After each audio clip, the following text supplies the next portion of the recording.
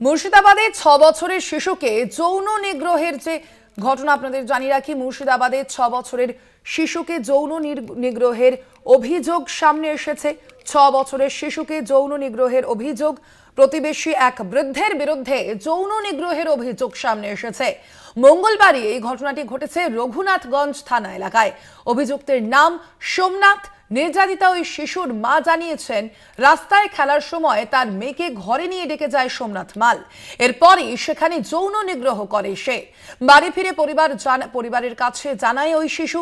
রঘুনাথগঞ্জ থানায় লিখিত অভিযোগ দায়ের করেছে ইতিমধ্যেই নির্যাতিতার পরিবার এবং এই ঘটনায় রীতিমতো চাঞ্চল্য ছড়িয়েছে রঘুনাথগঞ্জ এলাকায়।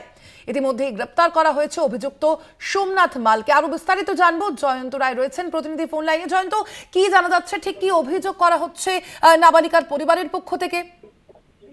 দেখো সোনালী, এক 6.5 বছরের ছোট্ট শিশুকে যৌন নিগ্রহের অভিযোগ প্রতিবেশীর এক বৃদ্ধর বিরুদ্ধে। মঙ্গলবার এই ঘটনাটি ঘটেছে রঘুনাথগঞ্জ থানা এলাকায়। অভিযুক্তের নাম সোমনাথ মাল। তাকে রঘুনাথগঞ্জ থানার পুলিশ ইতিমধ্যে গ্রেপ্তার করেছে। নির্যাতিতা ওই শিশু কন্যার মা জানান, মঙ্গলবার বিকেলে রাস্তায় খেলা করার সময় তার ছোট্ট মেয়েকে ঘরে ডেকে নিয়ে গিয়ে যায় সোমনাথ। এরপর দরজা বন্ধ করে যৌন নিগ্রহ করে।